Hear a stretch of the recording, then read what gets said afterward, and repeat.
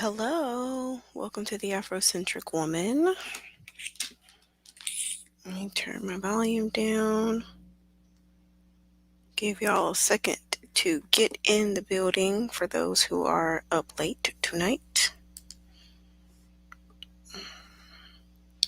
I want to talk about Porsche Rosmon.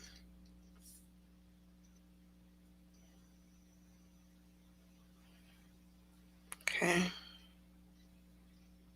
Hopefully the sound is okay. Yeah, Porsche Rosmon and women like her are the reason why I created this channel. Her story is not unique. Her story is very prevalent in the Black community, at least in the United States. It's very, very prevalent. There's absolutely nothing unique about this. I mean, the only difference is that she decided to put it um, on social media. But this type of stuff happens all the time, and this stuff happens, and women don't leave, or women go back to the situation. And I want to go through this and analyze how really her situation is very much so it's a representative of the collective of Black women and what they put up with from the collective of Black males and their underdevelopment. So just to give you a quick backstory before we jump into the video, Porsche Rosmon is a Black woman in her 30s who has been married to a struggle trash bag bandit for the past several years and have been dealing with him for over 15 years. She has supported this male, and she's been in a non-reciprocal relationship with this male for a lot of years. And so it's just typical. It's just your everyday run-of-the-mill everyday Black woman's relationship with the everyday Black man. That's what this is. It's really like, it's not that special. I mean, yes, it was embarrassing what happened. I mean, I'm glad that she shared her story for the purposes of, you know, shining a light on what's going on. But to be really truthfully honest, I mean, I can personally point out dozens of women who I know personally who've been through similar situations. I know women that I can point to right now who are married to males like this guy, to where you're pretty much in the marriage by yourself. You're married to a child who isn't able to contribute anything to the relationship, you know, besides they're just basically another child in the home. So, there's a concept in business called your ideal customer avatar.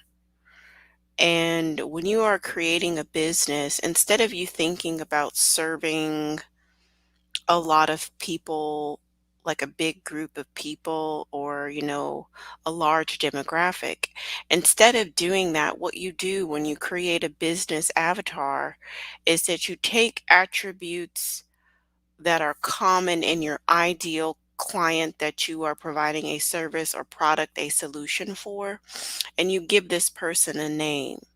So in my other business that I have offline, I have a name for my customer avatar, but I'll make up a new name just for the purposes of this video. We can just say that her name is Shanita Johnson, right? Shanita Johnson. And I'm serving Shanita Johnson with particular solution to a problem that she has. And honestly, Porsche Rosmon is the ideal avatar for the Afrocentric woman. She is the prototype of the woman that I want to serve. A woman in her mid-30s to mid-40s who has been engaged in struggle bandit, non-reciprocal love, self-sacrificial love, who's waking up and wanting to choose another way. The interesting thing about Portia is that she's been with this bandit for so long, she really doesn't have a lot of dating experience. She doesn't. There are other women who I know who've been with one, bandit for a long time, left him, got with a worse bandit, and now they have very little dating experience, and they're so traumatized by their dating experience that they don't even want to date. And so really what I'm doing on this channel, my intention is to give some skills for Black women who want to get out there and date and choose a better mate, particular skills as to how to do that. Because women like Portia, with the collective of Black women who have been caught up in self-sacrificial, unconditional love, serving to the point of exhaustion, basically like raising up a grown boy. And those who have you'll hear later she discloses that she is a victim of childhood abuse. This group of women is extremely vulnerable to more abuse. Even with the best of intentions, even we say, I don't want abuse, I don't want to be in a bad relationship again. You say that because you have that intention and there's some part of you that doesn't want to engage in those kinds of relationships, but there's a background sort of subconscious energy playing in the background. And she'll talk about this. You'll hear her talk about her self-worth because women in particular who have experienced childhood sexual abuse have a big hurdle to overcome as it relates to building up self-worth. And self-worth, your sense of self-worth informs how you engage in relationships in general and how you engage in intimate relationships with men. It's integral, it's very important.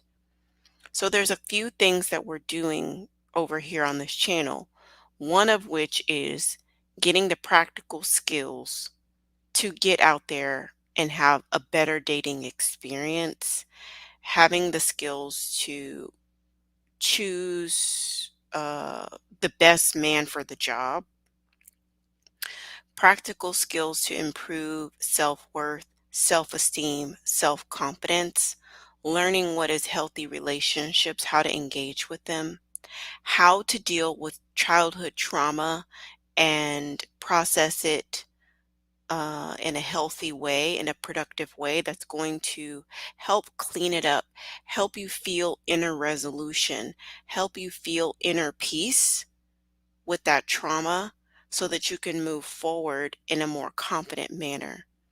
Another thing that's happening over here on this channel is that we're being very clear about what are these core beliefs within the Black community that does not serve Black women and girls, and challenging these core beliefs and creating core beliefs that actually serve us and therefore serve our families, but primarily to serve our purpose, to actually create a worldview from our seat, from our perspective, and not taking on, this is what a good woman is from the outside looking in. This is what you need to do. This is how have worth in the community. This is how you need to do it. But no, actually saying, no, these are the values that are important to us. So we have to flesh out all the lies and all the cons so that we can get to the heart of the matter as to what is, from a Black woman's perspective, what is our worldview and what are the core beliefs that will serve us.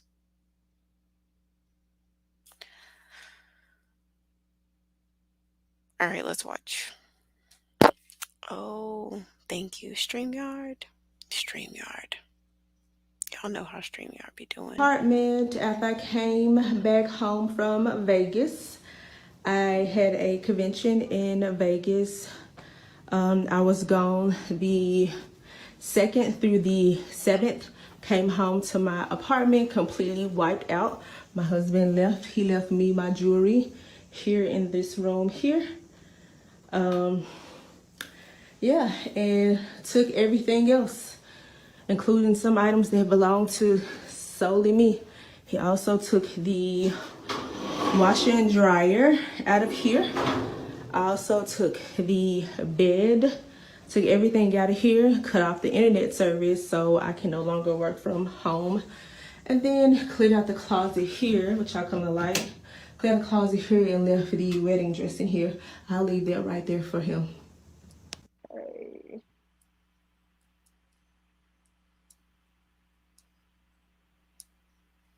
So I'm pretty sure I'm live on,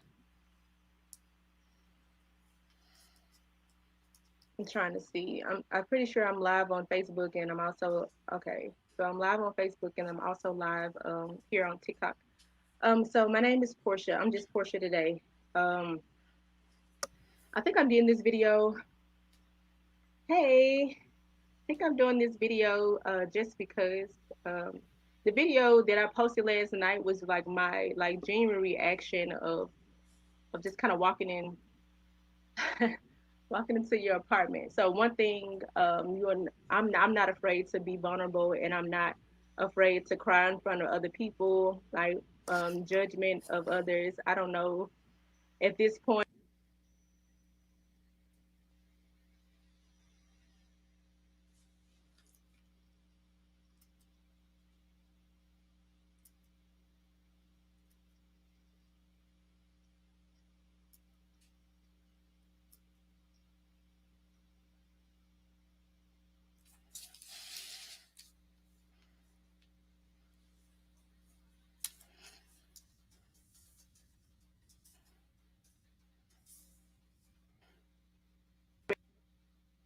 Especially one woman who may or may not be going through, the same thing.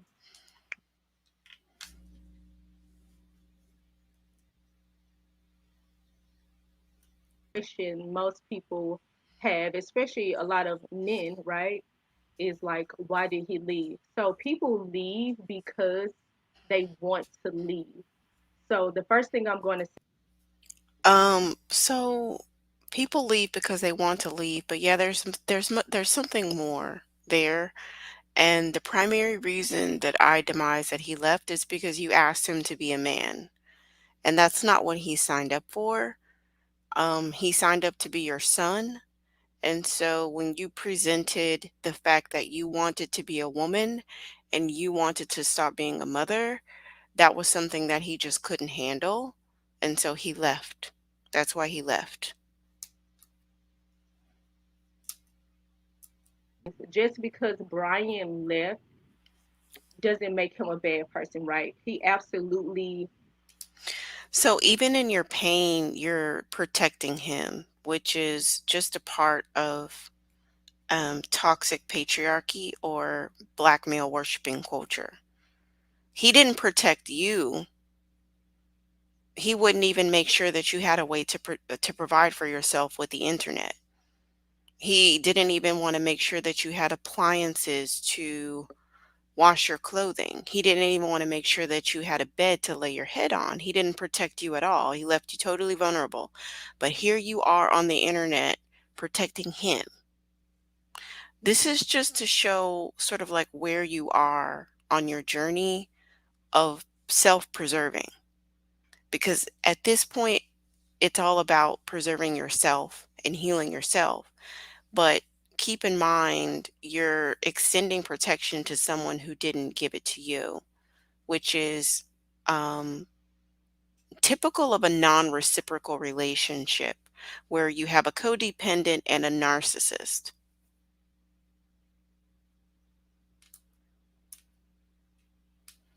Sorry, y'all, my StreamYard be acting crazy. I hope I don't have to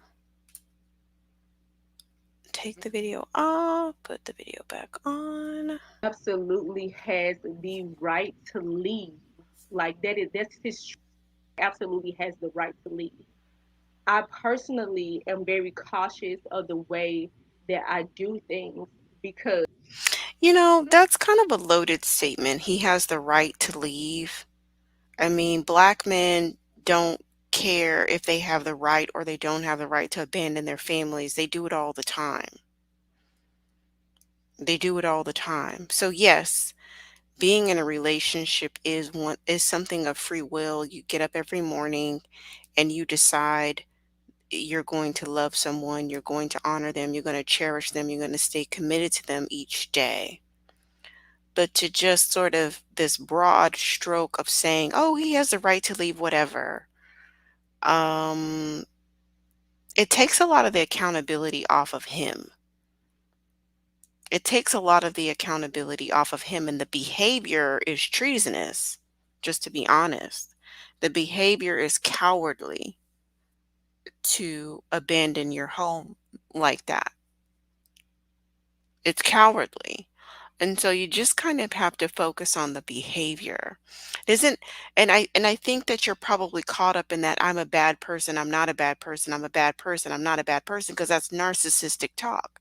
Narcissists are constantly trying to prove to other people that they're not all bad, even when that's not even the accusation that's being hurled at them.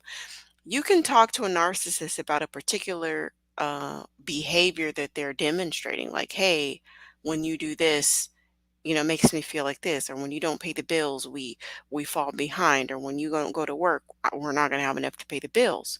And instead of them saying, responding to the behavior, they're just gonna be like, "I'm not a bad guy. I do my best." And it's like, okay, that's not what we're talking about here.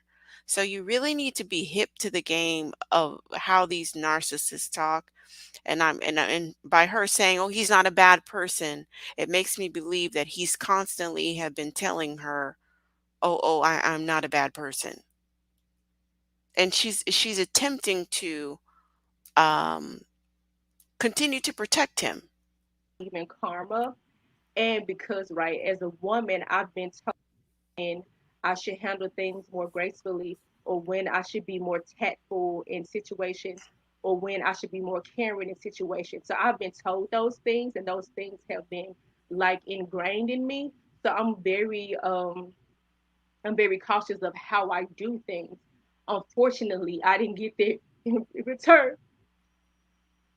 So first things first is I have a very ugly cry. My sister-in-law teaches me about it all the time. I have a very ugly cry, so like it is what it is. I'm here right now, like completely bare and bare in my soul.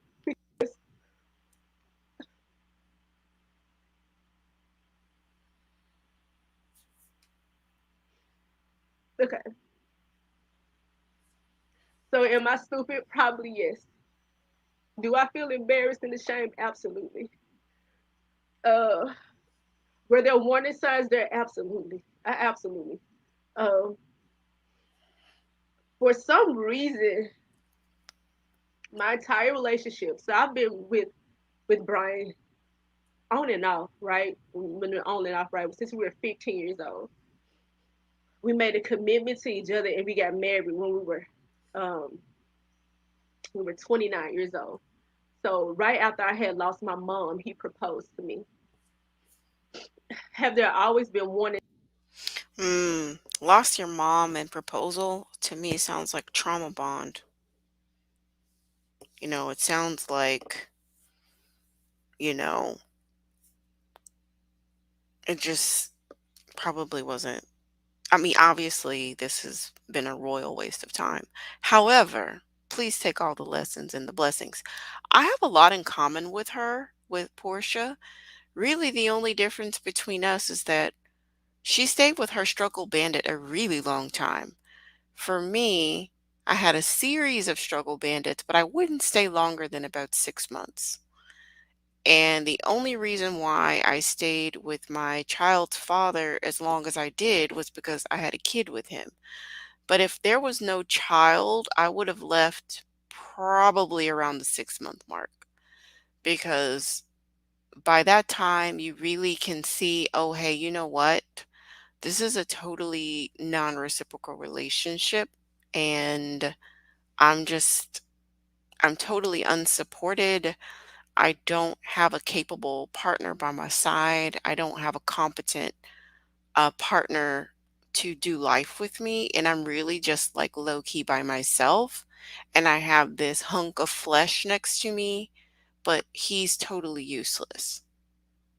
But I mean, that's really the only difference. She just stayed a really long time.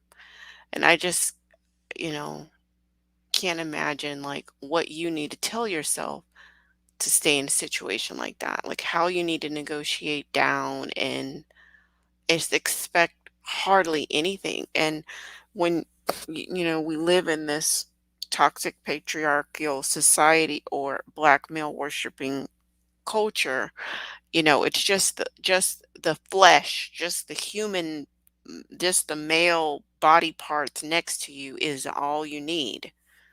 And there's no other standards or requirements, unfortunately, in our community. It's it's unfortunate, but I think that's what she's really like speaking to. Let me Of the skincare jewelry. She still see if I can find where she especially was. one woman who may or may not be going through, the same thing. The question most people have, especially a lot of men, right, is like, why did he leave? So people leave because they want to leave. So the first thing I'm going to say is, just because Brian left doesn't make him a bad person, right? He absolutely has the right to leave. Like that's his absolutely has the right to leave. I personally am very cautious of the way that I do things because I believe in karma, and because, right, as a woman, I've been told when I should handle things more gracefully, or when I should be more tactful in situations, or when I should be more caring in situations. So I've been told those things, and those things have been like ingrained in me. And okay, so I just want to kind of break down what she's saying right now. So this is sort of the difference between like Mamiana training versus femininity. And we can do another breakdown about that on another live. But there is the situation where we do maybe have some aggression just due to the circumstances of how we're reared, or some toxic traits and things like that. And so it's kind of like there's no accountability put on black males and all of the accountability is put on black women. Like you have to fit this perfect mold. You have to be a homemaker. You need to pay the bills. You need to take care of your man. You need to take care of the kids. You need to work. You need to hold it down. You need to not require anything, and you need to be sweet while you do it. And that's like not really femininity. That's not femininity cultivation. It's like Mamiana training. And that's sort of what she's talking about. So she's been criticized about her attitude or about whatever she had going on. So she just thought to myself, let me just be really, really pleasant. Let me go along to get along. Let me, be, submissive, quote unquote, and be the perfect wife. And that's going to get me what I want. But unfortunately, when you're dealing with a struggle bandit, you can do all the Mamiana training that you want to do. You're never going to submit and inspire him to be a man. You're not going to submit and make him go out and, chase a good job or bring in more resources to the household or submit and make him into a leader, not bossing you around and little shit in the house, but like go out into the world and lead and create and build. But that's sort of like this toxic dynamic that we have going on where it's Mamiana training mask as femininity cultivation.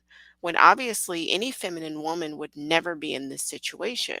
The only way you can be in this situation for this long is if you're like a pick me slash Mamiana, like if you have those archetypes going on in the way that you move around.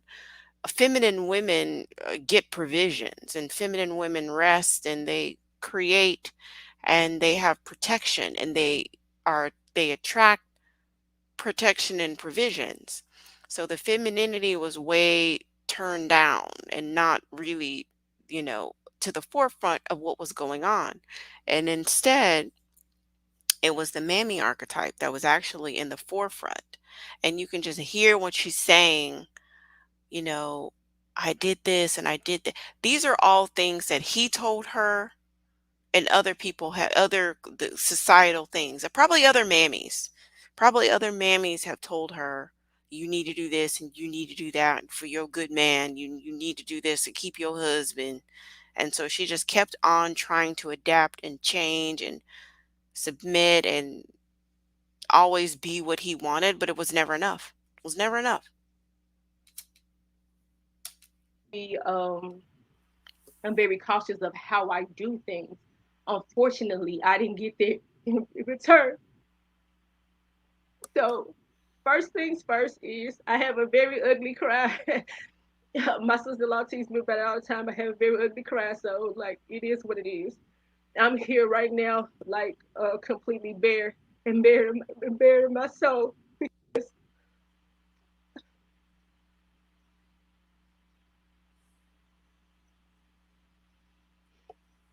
Okay, so am I stupid? Probably yes. Do I feel embarrassed and ashamed? Absolutely. Uh, were there warning signs there? Absolutely. Absolutely. Um, for some reason, my entire relationship. So I've been with Brian on and off, right? When we're on and off, right? Since we were 15 years old, we made a commitment to each other, and we got married when um, we were 29 years old. So right after I had lost my mom, he proposed to me. Have there always been warning signs there? Absolutely. But when you grow up, and I'm just sharing my story. This has nothing to do with him. So, like, nothing to do with him, right? Only he can share his story. That has nothing to do with him. I'm sharing with you my story. So, I stayed in a relationship with a man for years and years and years and years, right? Because we grew up together. He was the first person, the first male outside of my family to tell me that he loved me. And for me, that meant something to me. He was the first person. We were 15 going on 16 years old. So he was the first person to tell me that. And I did not take that lightly. So throughout the relationship, I have changed a lot as a person.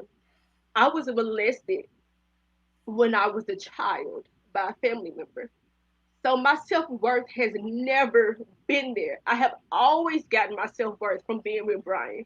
I'm just going to be real. I have always gotten my self worth from other people. I have always gotten my self worth from other men, especially in the area. I grew up without my father. So I was This is representative of the collective of Black women. In the Black community in America, Black women get their self-worth and validation from Black men, their relation to the Black man. You know, is your dad around? Did he leave you? Or do you have a husband? Do you have a boyfriend? Who claimed you? What man is connected to you? Right? And so this is typical, and we see how detrimental it is. It can keep you in a situation much longer than you should be there because we overvalue being picked by a man. We overvalue being connected to a man, you know, a male, really, not a man, but a male, any male. We overvalue it to the degree that it could really be harmful and keep you in a situation that won't that's not serving you. So this is really very typical of the Black woman collective. molested and I grew up without my father. So even though I didn't know at the time why I was behaving the way that I was behaving, I know that about myself now, right? That's part of self growth. So I know that about myself now, or whatever. So I have everything that I have done has been because I just want Brian to love me, right? And that's my responsibility, right? I have to Black women are some of the most accountable people I know. Like Black women are so accountable, which is when you hear struggle bandits and other arenas saying that black women don't want to take accountability. It's bullshit. This woman is taking accountability for her stuff and his stuff. And she can't even take accountability for his stuff. But this is what we do when we live in this this Mamiana energy. This Mamiana energy is one that we don't allow we don't put any accountability on them at all. We take all the accountability and all the responsibility as a mother would. Obviously, if your children are acting a damn fool, the buck stops with you, right? As a mother, you're responsible for your children. But as a woman, you can't be responsible for your husband. He's responsible as a grown adult for his own actions. And here this woman is being accountable for her own experience, her own life experience, her own shortcomings, and being accountable for his too, right? This is very typical. I see this all the time, all the time.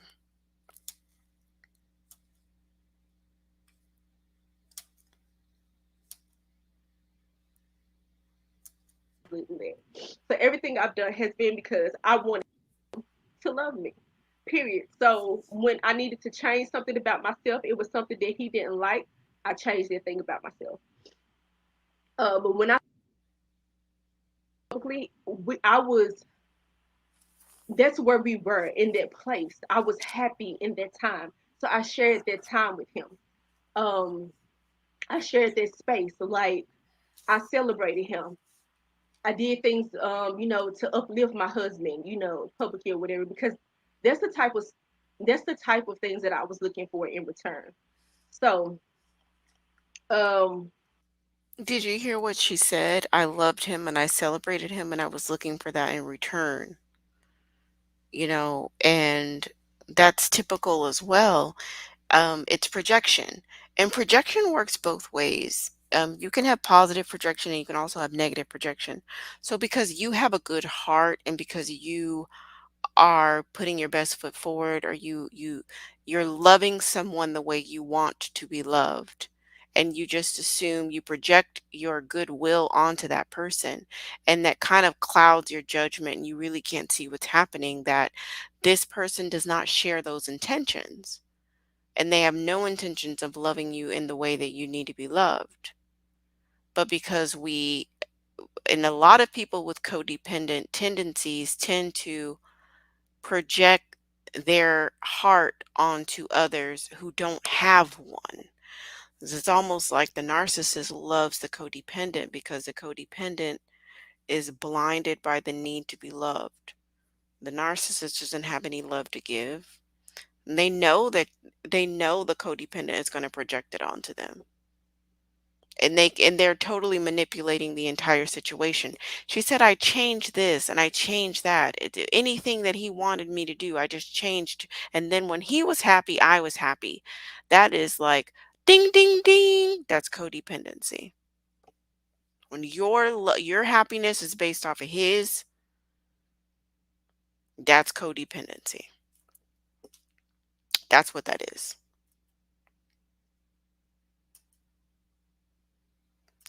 One of these days, StreamYard is going to work for me, y'all.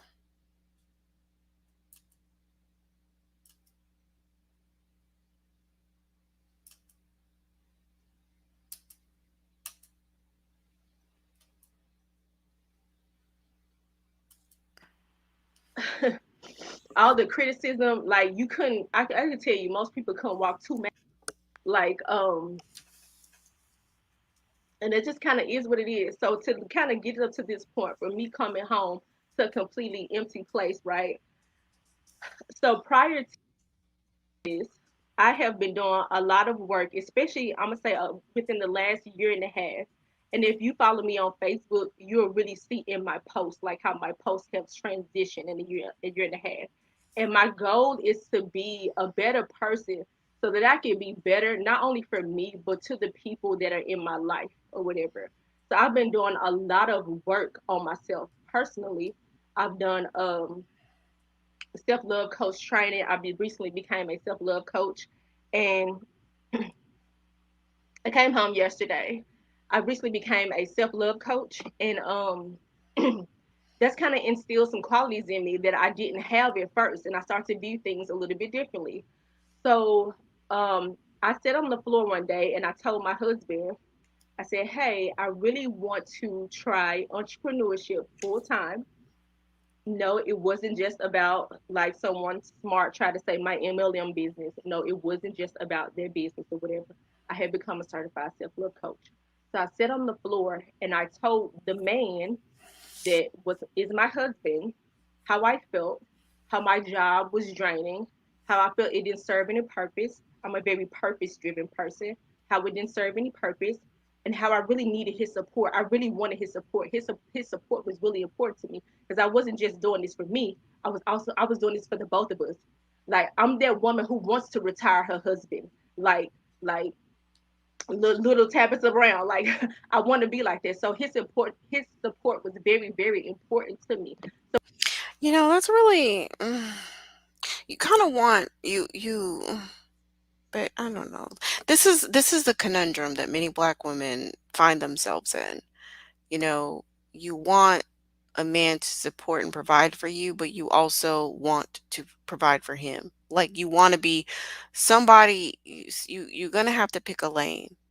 And the lane of being the mother to an adult child, like a grown boy, is draining. You see how drained you are?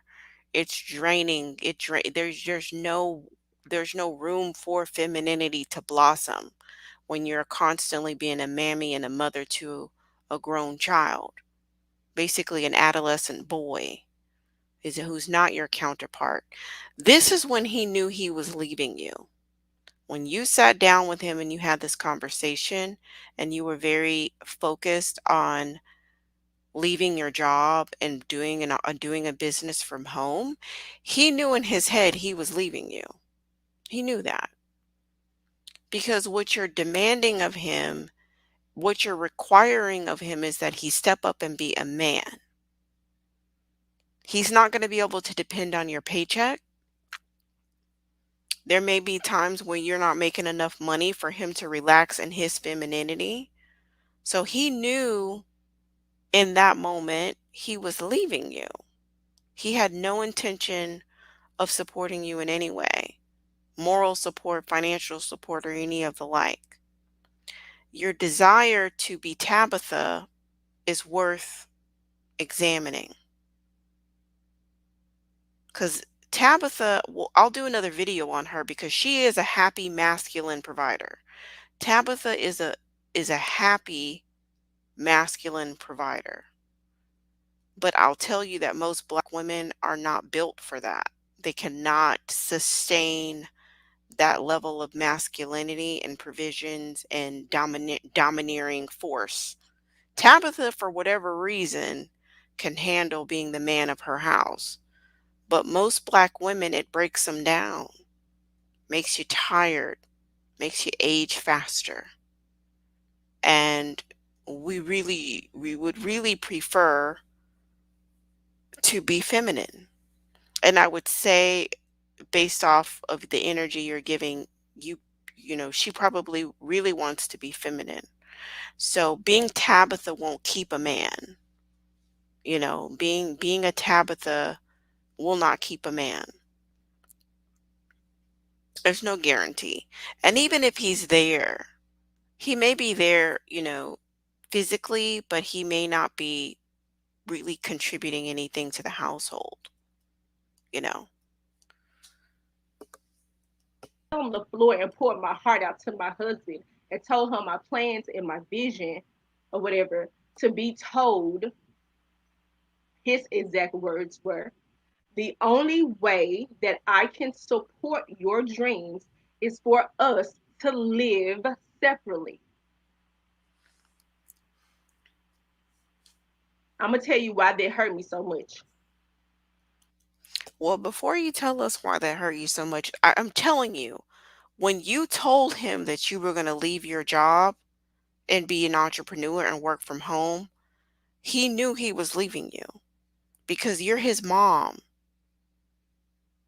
you're his mother. And it scared him as a little boy to think, no, no, no, my mommy can't leave her job because what am I going to do? My mommy can't leave her job. Where are we going to live? We're going to get kicked out in the street. So it's terrifying to a child to not know how they're going to be able to survive.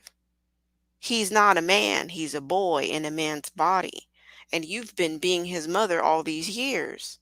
And now you're saying, hey, I don't want to be a mom. I want to be a woman. I want to be a wife. I want to stay at home and do stuff inside the house. You go out into the world and you bring home the bacon. You bring home provisions. And he told you in that moment, we got to live separately because he's about to go to the woman that he's been seeing on the side. He's about to go over there and try to make it work with her. Because all this time you've been providing for him. It's been a good situation for him. Like, why do I have to leave when I have my cake and I can eat it too? I can have this woman over here and I have my provider mom providing me a household so I can just go back and forth. But now that you're saying that you want to leave your job, you're making yourself look less lucrative. So now he might be looking at the other woman like, well, she can probably provide a better life for me than you can. So I'll probably just go over there, or he'll go to his mom's house or his sister's house because black women don't stand in solidarity with other black women enough. And mothers continue to let their grown ass sons come back inside the home and abandon their families because they know that their mom is going to make excuses for their grown ass son abandoning their wife, and they'll welcome them with open arms because they have more, because we live in a black male worshiping society. That's why. So it's going to be some woman's going to take him in, either his sister, his cousin, the other women he's been sleeping with on the side, or his mama, or his grandmama, or his auntie. Some black, other black female is going to welcome him in, even though he has abandoned his home. It's trash, but it's true. That's what they do. My husband decided that he wanted to own his own Avis budget. This was a few years ago. He wanted to run his own Avis budget.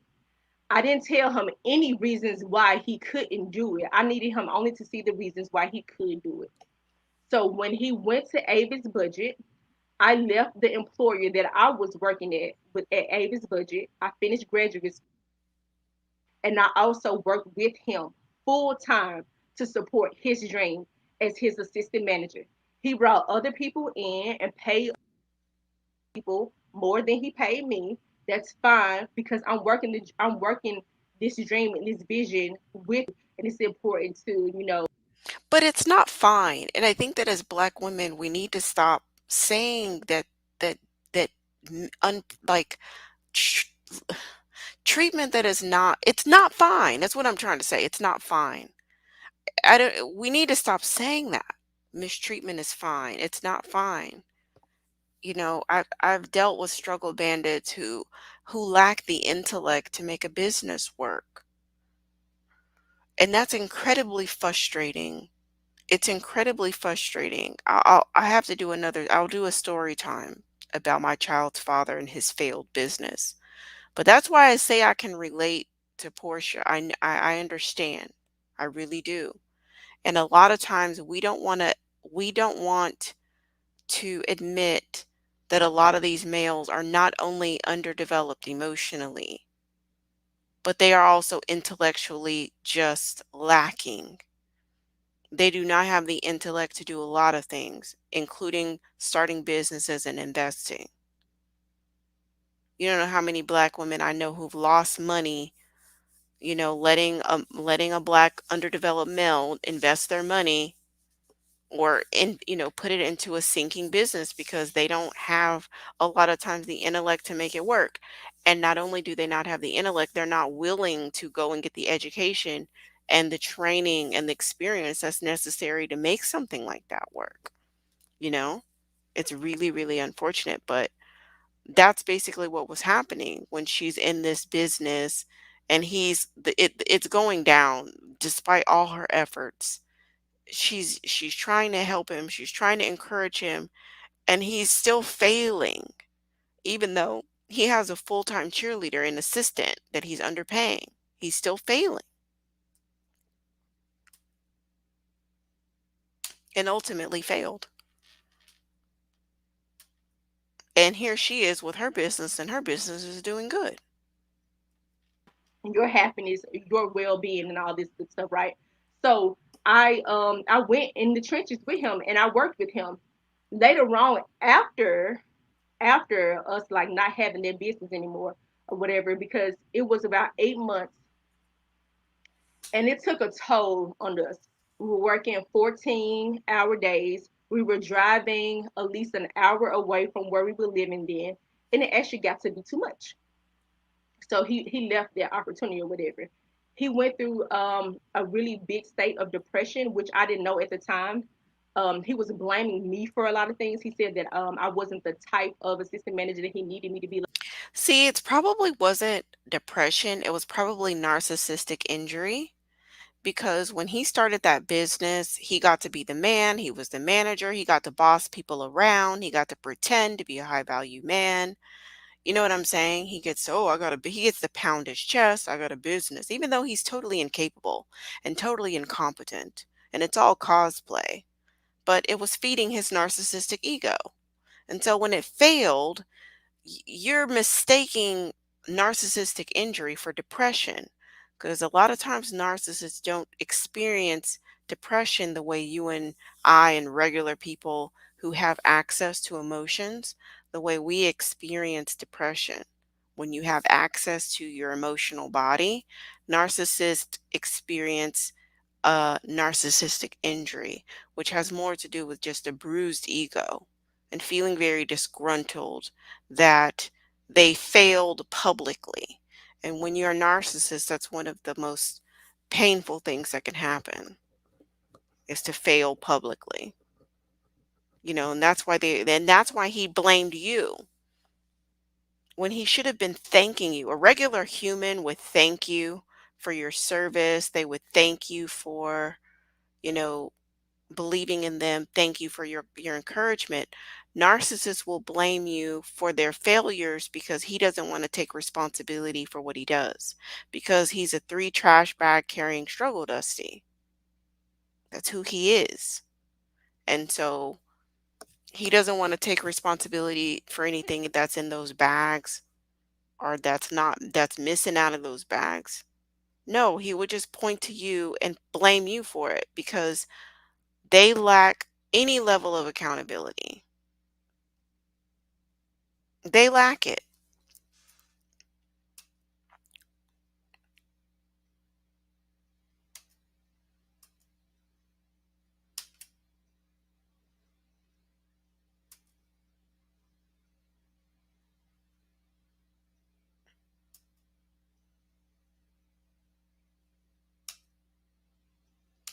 Things, right? I took all of it on the chin or whatever.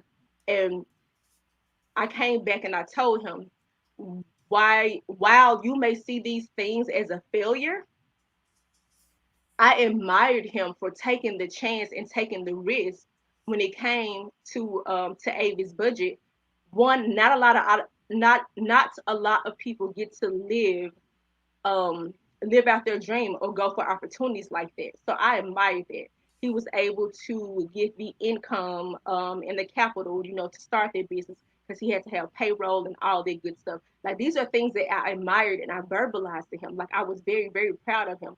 So even if he took it as a failure, it really wasn't. Hey y'all, it really wasn't a failure because he got to do something that so many people didn't get to do. So fast. Even in his abandonment of you, you're still making excuse. You're still caping, girl. You're still in black male worshiping culture, sis. You're still in it. And really, to change the trajectory of your life, you're gonna have to get out of that. Um, this relationship was non-reciprocal. You're talking about how much you would continue to encourage him, but he's not encouraging you. When you told him what you wanted to do with your business, He told you he needed to leave the house. And you can refer to the video that I did with Umar and with his mammy and Pick Me. And I kept pointing out how she keeps encouraging him and admiring him and complimenting him and adoring him. And he never reciprocates any of the affection to her. And in fact, degrades her uh, on the live stream.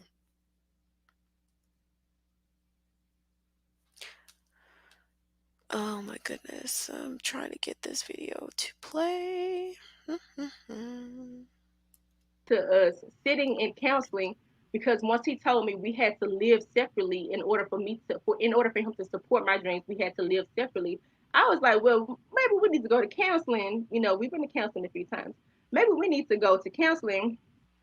We need to go to counseling. And actually, while you're being smart, I wasn't a self-love coach at that time. If you listen to the story, I actually became a self-love coach here recently within the last few months or whatever. And I did notice my husband was depressed. That's why I allowed him to do what he needed to do in the healing process, what he needed to do to heal, and I was there for him actually when he went through that process. So while you're running your mouth and you don't know who I am or whatever, that's just your answer to that question. And I don't mean to sound like that, but it's just kind of what it is.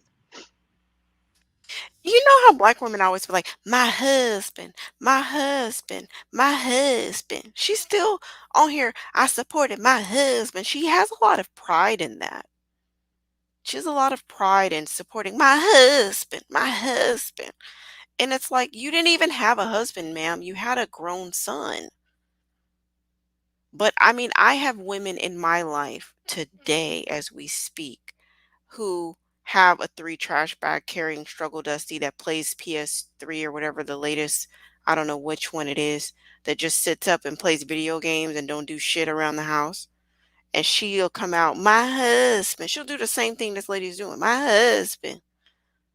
Because the value of women, it's almost like a social status within this black community that as a wife, you're supposed to like have some type of status or something, but it really don't mean shit. You know what I'm saying? Like it really don't mean shit. And it's like, yeah, you can go out and tell other women or other single women or tell whoever, I'm my husband, I'm a wife, my husband, this and that. But in the meantime, in between time, what's going on inside of your home is in turmoil. Your home is in the disarray. It's not in working order. You do not have a capable, competent counterpart doing life with you.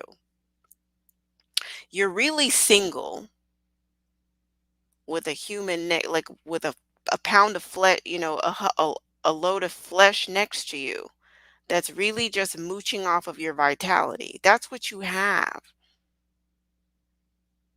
So in the midst of someone, I don't, and this was like a live stream. I guess people are making a comment. You want to bust out, well, I supported my husband, what he needed to do. No, probably what he quote needed to do was like leave for a few days to quote clear his mind. And he's so depressed because of the business and he quote needs to leave. No, what he probably didn't want to pay no bills. So he wanted to leave and he wanted to duck off to whoever he was sleeping with, the extra females. And so you think you being supportive and you think you this and this and that. He's manipulating the entire situation. You have to learn how narcissists move. You got to learn how they move and how they groove and how they get down because that's what he was doing. He's totally manipulating and playing you. 1000%. Um, so I'm sorry about that, y'all. Uh, but he went through his process and stuff. So when he told me that the only way he could support me going after my dreams was because it made him uncomfortable. He absolutely has the right to be uncomfortable. Like I would never ever take anyone's feelings away from them. That's the biggest difference between my husband and I. I let you feel what you feel, and I honor your feelings. So it made him uncomfortable. So we went to counseling, and the goal was to eventually come to an understanding where we would stay together, right? So my counselor if asked me what I needed in order to stay for us to stay in the same household and to continue our marriage. And I told my husband what I needed in order to stay. And all I needed was for him to support my dream. So when I say support my dream, I'm gonna tell you this. I've always paid my bills. My husband and I So you're about to see she called herself Baby Tabitha, and you about to see why. She takes a lot of pride in taking care of her son. So listen to her talk about taking care of her son. have always kept our money separate. I've always paid my bills. The car that I drive, I pay my car note. A car note has insurance. I pay the insurance on their car. Any credit card bills that I've had, I pay my credit card bills. Any educational expenses I've had, I pay my educational expenses. Any investing that I've done in my businesses, I pay those expenses or whatever. And then my husband came up with the plan. He said, "Hey, I need an additional $600 towards household expenses." So, with all my individual bills, I also contribute $600 to the actual household. So when I talk about support, it was for my husband to be on my side and to be in my corner and to support me emotionally. It was never about financially. I never wanted to give up contributing to the household. Yeah, even though you really did weren't asking him for money, you have to understand he's looking at it like possibly he's already had a business that failed. So he already knows that businesses can fail and there's possibly not going to be money coming in. So with you saying that you're going to do your business full time, he's thinking he my mommy, I want my mommy to continue to get her paycheck and I'm scared. So even though you're like blah blah blah emotional support, blah blah blah moral support, blah blah blah stand by my side, blah blah blah hold my hand, he's not listening to anything that you're saying. All he knows is that his mommy is going to lose her paycheck. And he's not going to stay in a house that he may possibly have to be a man. Oh, hell no. Oh, hell no. He's getting up out of this ship. He's jumping ship before you lose your paycheck because he has to find another mommy to take care of him. So he's going to go put himself up for adoption to find another mommy. That's what's happening. But you just don't know. You didn't know because you're not hip to narcissistic abuse. You didn't know. I don't know what type of self-love training you did, but So that's the thing it's not that enough. really, really hurts through all of this. So fast forward, I go to Vegas. There was a comment, oh, well, you went to Vegas. Going to Vegas is more important. One, I go to Vegas every year for my business, and it's between 5 days. I actually invited my husband to go to Vegas with me. He said no because he wanted to use his time to take a trip for his vacation during his birthday. His birthday is in November, so he's like, "Well, I want to go and do a trip in November or whatever for my birthday, and I'm going to keep that time for that." Okay, cool. So I extended it. So I actually wanted him to come so he could see why my business was so important to me. At least one of my businesses. I have three businesses. Just your telling him that it was important to you wasn't enough. So you feel like you need to show him, you need to prove it to him that this is important. That's a sign that you're not in a good situation. And he was manipulating the whole situation from the beginning. He already knew what he was going to do. He already had reserved the moving van. This was not on a whim.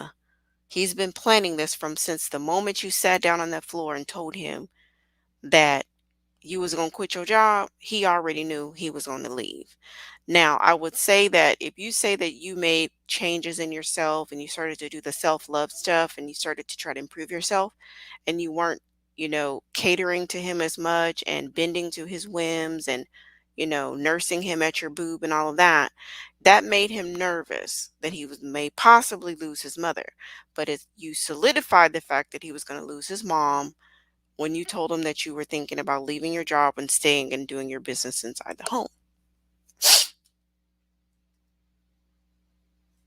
At least why this particular business is so important to me, and I don't want to give up on it. And a lot of people who have like side businesses and side hustles, it never becomes more than a side business or a side hustle because we're too busy putting our energy into other things. So all I wanted was a chance to put all of my energy into this thing, even if he had given me a time frame, into this thing that I feel like will grow exponentially.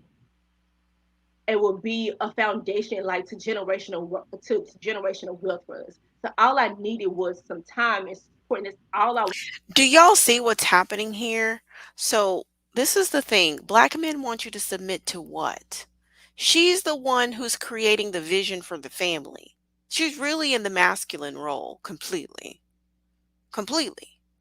She's talking about generational wealth and building up the family and having wealth to pass down. Why isn't he presenting you with any plans of generational wealth? You're the one with the vision and all the everything, and you're wanting him to support you. Typically, men ask their wives to support them in their visions, typically. But you guys we're engaging in a complete role reversal. Complete role reversal. Most men ask for support of a wife, but here you are going out and getting it and creating a vision for the family, and you need support of your feminine son. Oh my gosh. Just like listening to this again, I'm hearing more that I didn't hear the first time. For.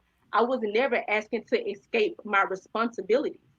Like Escape my responsibility because I'm the man of the home. to my household. Like I'm always very clear that this is what's expected of me when it comes to the household. So I was never expecting to escape those responsibilities.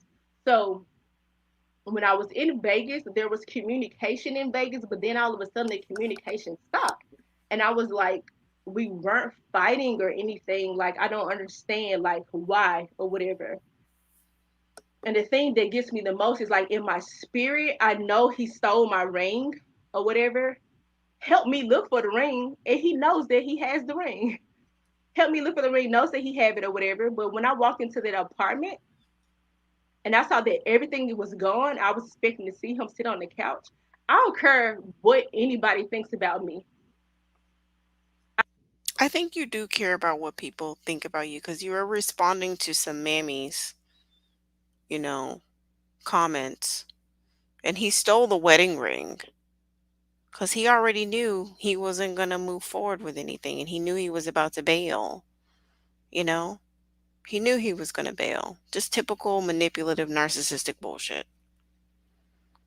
Very standard. That's what they do. I don't care if you feel I should have done this or that, because truthfully, you don't know the situation unless you're in the situation. But nobody deserves to be left like that. Absolutely nobody. I wouldn't wish it on my enemy. And I can say that because I would never, never have done him like that. So guys, this is a few of her pieces that she sell. I will put her information below.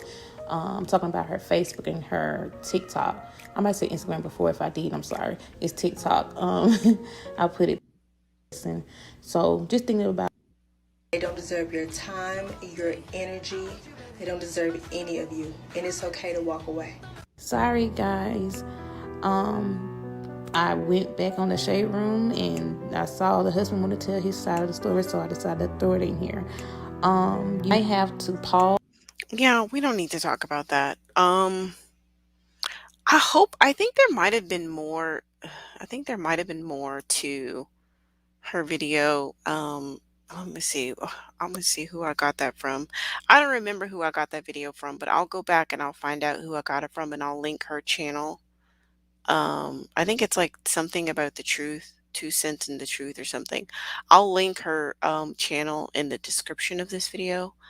But you guys get the drift of what was happening with that situation, and that's really why I created this channel, because of women like her who've been caught up in that mindset and they've been caught up in that dynamic for so many years.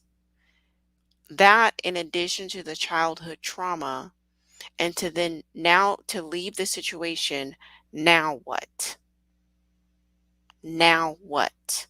How do you prevent yourself from going back to a guy like that? Because I can guarantee you, if things don't work out with his other woman, or his mama gets tired of him and she wants to put him out, or his sister gets tired of him and she wants to put him out, he's going to go back to his ex-wife saying that he really, they're soulmates, and he really feels like that she needs, he wants to work it out. He wants to go to counseling. He wants to be a better person. It's highly likely, it's possible that that could happen, because these hobosexuals take their three trash bags and they drag them wherever they can get in. So that's possible. So when you're in a situation like this, how do you not go back? How do you fortify yourself in a way that you say no to the trash bags, and you change the locks, where you learn the game. You learn the narcissistic manipulation, and you insulate yourself from it. You deal with your emotions however way they need to be dealt with, and you deal with things from a logistical standpoint. The logistics of the divorce, the logistics of getting your property back. I mean, I would definitely sue him, honestly, and let the court decide what belongs where. You can't just take appliances out of a shared home. That has to be divided up in court. That has to be divided up, or with a mediator. But when we have our emotions and stuff, and we extend emotions to people who don't deserve them, and we are, oh, I don't want to get the black man involved with the law. They don't give a shit about you. Why should you protect them from the law? You should think about your interaction with the law before you commit the crime, not after. You can't commit a crime against a black woman and then say, "Oh no, don't submit me to the man, the white law. No, protect me." No, that's not how life works. If you don't want to deal with the court, if you don't want to deal with the police, if you don't want to deal with the law, don't do wrong. Don't break the law. And it's not up to black women to self-sacrifice themselves to not bring in the law when there needs to be justice. He wasn't thinking about you or the law when he took that stuff out of that house and stole your ring. I would definitely sue him. Or I would definitely, whatever you need to do in divorce court, I would write all my property down, all the shared property of that home, and I would also calculate loss of income with him turning off the internet, because you work from home, and I would put that in my expenses as well. When you love yourself, you say you self-love, right? Self-love coach or whatever. When you love yourself, you don't think about other people's wrongdoings and protecting them at the detriment of yourself. No, the act of loving yourself is literally putting yourself first and saying, I'm going to seek justice for myself in this situation. I will not allow anybody to manipulate me into doing something that's going to work out for them to where they win and I lose. No, right is right and wrong is wrong. And it's about fairness. It's about justice. It's about self-preservation. It's not your responsibility, and that's how you get out of codependency. It's not your responsibility to protect him from the consequences of his actions. Because I can guarantee you he's a completely self-serving, selfish little prick. He isn't thinking about you or your business or your customers or anything else. He's just thinking about himself and his own comfort, and being very demonic in his ways. And that's why you have to just do what you have to do for yourself. And that's just one example of just seeking a law, like a legal remedy to this situation. That's one. And whatever other logistics that you need to move through from a logical and strategic point of view, and not letting anyone manipulate you with emotions. and manipulate you with all these other tactics, projection, threats, confusion. A lot of times, narcissists will confuse you. They say one thing, then they say another, and then they say another, and there's just so many lies you just can't keep up. That's why you just have to have a knowing within yourself. You need to have a direction and a GPS and a compass inside of you and know where you're going so that you don't get confused or sidetracked by the narcissist's confusing ways. When you know where you're going and you know what you're doing and you're mission driven, nobody can get you off your square. It will be very difficult to get you off your square. You won't feel the need to make excuses for anybody's bad behavior. I'm not saying you don't have to call him a demon. You don't have to call him Satan. You don't have to call him Lucifer. You don't have to call him, you know, you don't even have to call him a three trash bag carrying struggle dusty. But you need to just be honest about the behavior. Call the behavior a thing, a thing. Right? Just name the behavior as it is. It's right, it's wrong. This is what happened. This is what was done. You don't have to make any excuses because you don't owe it to anybody to make excuses for their bad behavior. He made an active choice to do all of those things. And the more you learn about narcissistic abuse and your own codependency, the more likely you will be to not repeat the situation because you have to learn the warning signs. You have to learn the red flags. You have to learn what is a healthy relationship. And you have to really know that it's not just about self love, but it is about the self worth, which this woman, Porsha, talked about at the beginning. She talked about being a survivor of childhood sexual abuse and how that has negatively affected her sense of self worth. I've talked in multiple videos on this channel about building up self worth because it is very important. To be in this type of struggle bandit, non reciprocal relationship for so many years is indicative of a woman who doesn't have a lot of self worth, not even on self love. We're not even on self esteem. We're just dealing with the self worth right now. What do you think you deserve? You were not put on this earth to only serve. You were not put on this earth to only support someone else.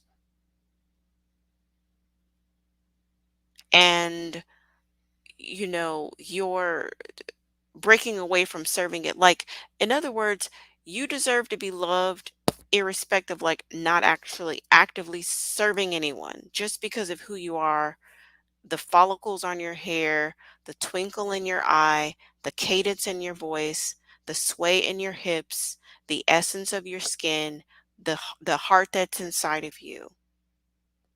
Those things are intrinsic inside of you, and that's why you're worthy. That's why you're lovable. It's not about the doing. It's not about the doing, the doing, the doing, the doing, the serving, the serving, the serving. No, no, no. It's about who you are, how you were born, how you show up is enough. You are enough, Black woman. You're enough. You're enough, just as you are. You're enough. The essence and the beauty and the femininity, your womanness, it requires, it deserves, it commands, it demands provisions and protection. You, as you show up in the world, is deserving of provisions and protection as a starter, just because of who you are. Your love, your support, your admiration, your cheerleading, your everything that you've poured into your former son, all of it. It's so valuable. Only the men that is truly qualified to receive that level of love and support and adoration and cheerleading and ego stroking, there's a vetting process to find out if he deserves that. Because one lesson that we can all see in this is the loving, the adoration, the support, the self-sacrifice cannot force a man into manhood. And in fact, you just render him further into his adolescence, into his underdevelopment, into his stagnation, mentally, emotionally, spiritually. He's about what, 12 years old in a grown man's body. He's a 12, 15 at most. He's an adolescent child in a grown man's body. No amount of love, admiration, cheerleading, support, encouragement, therapy, counseling, nothing that you can do can inspire this man to be a man. He doesn't desire it for himself.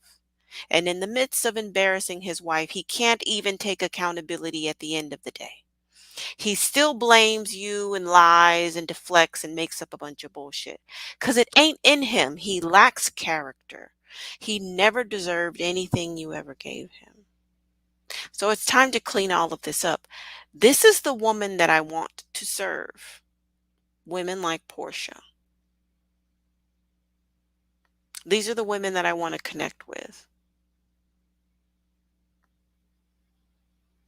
These are the women who are, you know, just beautiful black women who just deserve so much more. And when you start dating again, Portia and women like Portia, it's time for us to get it right. And it's time for us to learn a different way. And so with Portia's long history of being a mammy and her background with the childhood abuse, it's going to take practice to learn how to date differently. And it's going to take practice to learn how to create healthy relationships and to really determine what will serve me. What is my mission? What am I doing? What do I deserve? And feeling confident and good about it, and feeling at peace and feeling comfortable getting provided for and getting provisions and getting protection. Because I think there's like this conflicting thing that I saw with Portia and I see with a lot of black women. It's that you want the support. You ultimately don't, like she said, I don't want to go to this 9 to 5. I don't feel fulfilled. I want the option to stay home and do this entrepreneurial thing. So really you want to be a woman. You want to be a woman. You want a man. But also, because of the mammy training, you're also filling up there's this void of leadership in this home. There's a void of action, a void of vision. And instead of letting him fill it up, you fill it up. Or just letting it be empty. Because if you just let it be empty, then you get to see what's really what. You get to see he's a boy and you get to decide, do you want to stay here and continue being his mom, or do you want to go? Do you want to go do something else? Do you want to go find a real man? So sometimes you have these conflicting actions. You have the desire to be a woman, but you're not with a man. You're making excuses for this boy. You're filling up the space. You're providing for him. You're asking him to support you. You're contributing so much financially. You know, the 50-50 doesn't work. Okay? It's never 50-50. It's never 50-50. And being in a situation where you are tethered to having to contribute so much will be incredibly limiting and incredibly, like, you know, counterintuitive to feminine cultivation and blossoming when you put yourself in that type of dynamic. On the financial piece, the physical piece, the protection piece, but furthermore, even on the intellectual and emotional piece, you're not with your counterpart. So you can't get the encouragement that you need. You can't get the support or the sounding board or his even capabilities to just have the intellect and the skill set to make the businesses work, or his business work. Yours is working, but his isn't. And you're educating yourself and moving forward, and he's just a dead weight, just a hunk of flesh in the home. You see, this is the person. Yeah, this is why I started this channel. She's the whole reason. I mean, I didn't know her from Eve, but I know women like Portia. I know women like Portia. There's plenty of aspects of Portia's story that I personally relate to, having dated struggle bandits, having a child with a struggle bandit, having the childhood abuse.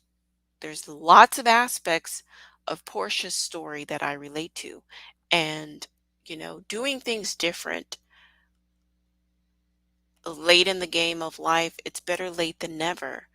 And, this is a space, especially for Black women in their 30s and 40s, but at any age, to decide to do life differently. And especially when it comes to mate selection.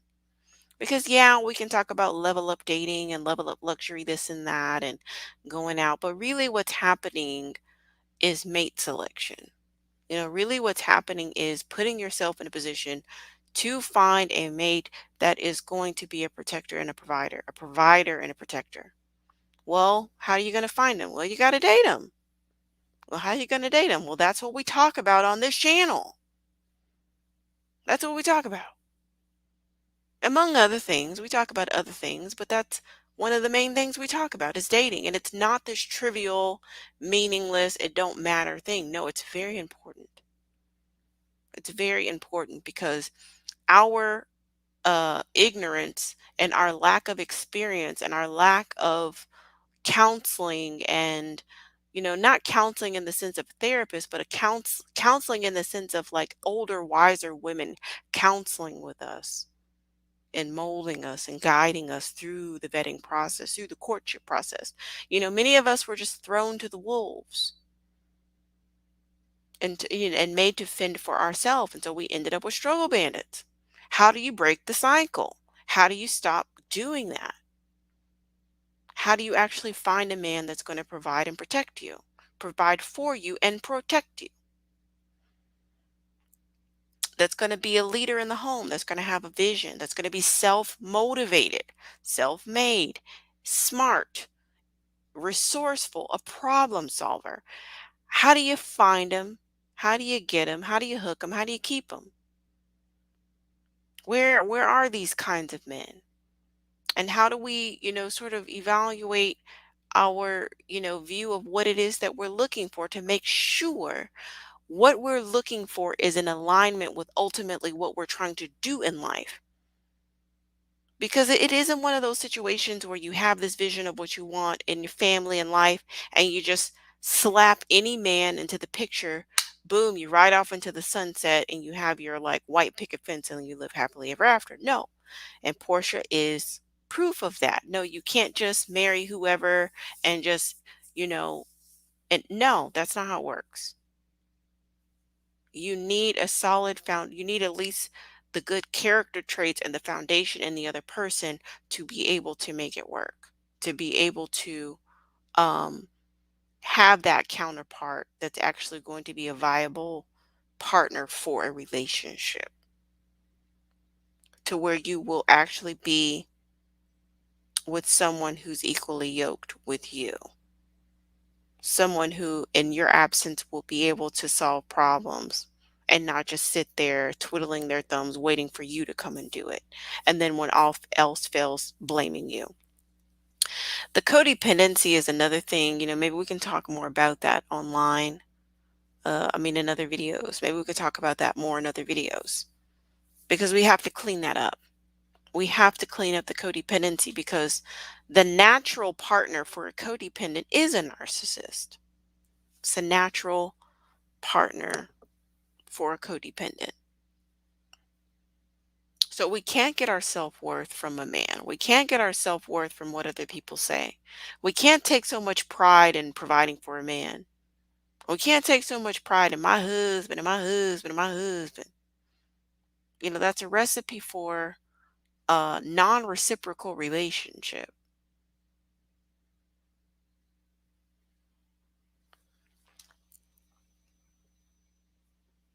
I'm calling on my ancestors, angels, guides, and the demons to LMNO, but I got out of it no matter what. Amen. You have to detach and not care. Self love's help. Yep, practical steps. I'm so glad I got away. I am too, girl. I'm glad I got away and I'm glad you got away. Just reading through some of the comments. She did it was an engagement ring. I think he did not want to marry her. Yeah, of course he didn't. He left. Oh, I knew somebody who bought their own ring. I knew that years ago that happened. A black woman bought her own ring for this guy. He's a narcissist. My daughter showed me on YouTube what a narcissist was in a video. I was dusty ass. I can't put out. The police said we have to go to court. Yeah, I'm gonna do another video on narcissists and custody battles because of everything that's going on with Golden. I'll do another video about that. But some young children, younger women, they don't listen. They don't want to listen a lot of times. They're gonna do what they're gonna do. But you can't say that no one reached out and no one tried to help you. It seems like she's still held up by him. I bet if he wanted to get back with her tomorrow, she'd be quick to have another go at it. Yeah, that's my fear, Josie. That's my fear. And it's important that we reach women in that critical time frame. It's very important that for me, I guess I'll say for me, on this channel, it's important for me to reach women in that critical time frame of trying to get trying to embrace different mindset and trying to approach life differently, but not too far removed from like dealing with a bandit, because that is a vulnerable point in time. You could either that vulnerable point of time for a woman, she could either revert to the old bandit or she could find a new bandit. You see, she's vulnerable to be love bombed and lured in and manipulated by another male if the codependency isn't cleaned up and stabilized. If the self-worth isn't risen to a sufficient level. Self-worth, secondarily self-esteem, all in addition, self-love, self-appreciation, having a high sense of confidence, and feeling at peace within yourself, having a clear vision as to where you're going, having standards, having requirements, and having a vetting process, you know, feeling fulfilled inside and feeling lovable. There are these core emotional needs and possible wounds and things that need to be fulfilled so that when you go out and you're seeking a mate, you can be agenda driven because you don't have this vacuum where love needs to go, and this vacuum where validation needs to go, and this empty vacuum inside where you're just kind of sucked into any situation that is providing validation and getting chosen and being linked up with someone when you overvalue being chosen because you're subscribed to the ideologies of the greater community. You have to kind of unplug from the ones that aren't working and create the ones that are. As a backdrop, have a different aim. Like my goal in life isn't to just be chosen and to be someone's wife. No, no, no, no. That's because anything can go. With that being said, rather, my goal is to be cherished and to um to be adored by a man that I choose to be in my life. Adored and cherished and provided for. When you think like that, you move different. And when you think like that, it can order your steps. You want to think like that and do the actions that are in alignment with that.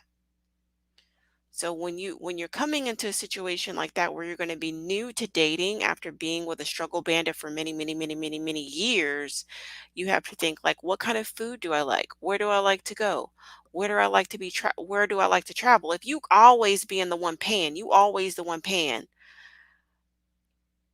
There are black women who feel uncomfortable to just sit at the table and then let the man pay. They feel a sense of discomfort inside of themselves because they're not used to it. So you have to learn how to allow a man to provide because there is that sense of control. Like, well, if I pay and then I do this and I'm going to, and then I got him. And it's like, no, baby girl, you don't never have him. No matter, you can pay the whole mortgage, you still ain't really got him. You might go out of town and he take all his shit and leave. So providing for a man does not control and keep him. That is a way, that is a mammy thought process. Mammies really think that. The more I do, the more I control. The more I control, the less I am likely to be abandoned. And I have a deep fear of being abandoned. So those wounds, in that way, the core wounds will be informing the actions and the things that you do. But when you clean up the wounds and you think, okay, what am I actually trying to create that's positive, and let that sort of, lead your steps, you move different. That's what I want to like talk more about on this channel. Drilling down to the actual skills of learning how to sit down at the table and let a man pay, or just leave your purse in the damn trunk. Don't even take your purse inside the venue. Learning how to spot dust fast. It's a numbers game. We're in our 30s and 40s. We don't have all day to be sitting around playing games with these dudes. We don't have all day. We don't have all time. We don't have 6, 7 months to just throw away. No, we need to vet quickly. Is this dusty? Is this not dusty? What are the layers to your heart? Because we don't just meet someone. Hi, my name is Jill. My name is Sam. Here's my heart. We don't do that over here. We have a process, and we need to talk more about that. We need to talk more about that process, more about those layers, the steps, strategies, so that we can have some tangible things to actually go out into the world. We say, okay, now I'm going to work on this. You go out into the world, you start interfacing with men, you start interfacing with people, and you start practicing some of these things. See how you feel about it, and see where you still being hung up, what's still coming up for you, what's still a challenge, what's going well, what made you feel good, and doubling down on the things that feel good, and coming up and tweaking different things that you still struggle with, and having compassion for yourself along the way, because that's a lot of years. For example, of Portia, that's a lot of years in a manipulative, emotionally abusive relationship. So do you think that just, oh, tomorrow you're just going to figure it out? Like, oh, everything falls into place and I got it all together. No, it takes time. It takes time and it takes diligence to work through all the details and to get comfortable, more and more and more comfortable with being provided for being cared for saying no to situations that are manipulative. And that goes for family as well. Unplugging from negative relationships, no matter where they may dwell, no matter what the connection is to you, disconnecting from negative relationships that aren't going to evolve, that are not going to serve your life's mission and what it is that you're doing, what your requirements are.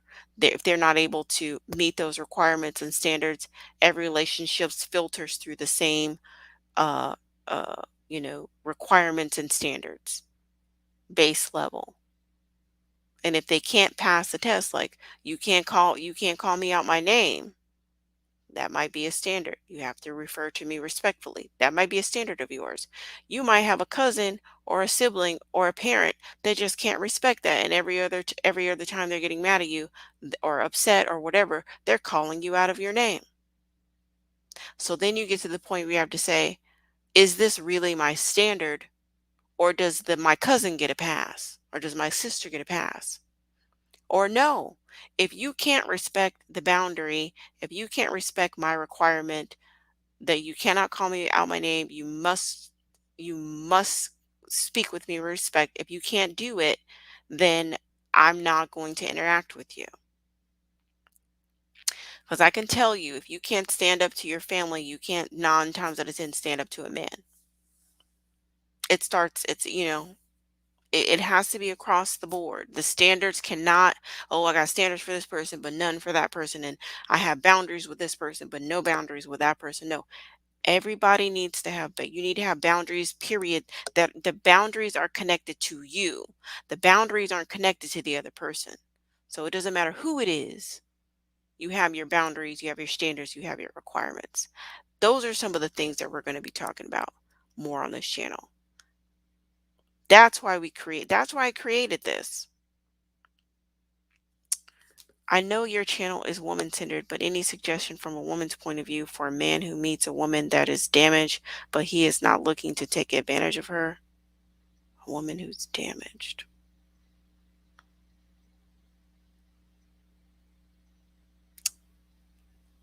Um, he's not looking to take advantage of her. Well, when it comes to damaged, I guess it just really depends on her own personal journey. I don't think that, I mean, I've seen a lot of men in the past, try to mold women into what they want them to be. I've seen them, oh, join my church or join my mosque or join my synagogue and, learn the word and they just try to mold them into what they want them to be. And, okay, now do read this book, now read that book. And, they just take her on as a project. You know, with a woman, you need a certain level of foundation. And it's okay if she's had, a challenging past or, you know, whatever, but she should be sort of doing her own healing thing and, going along the way doing what she needs to do and what she wants to do to heal herself.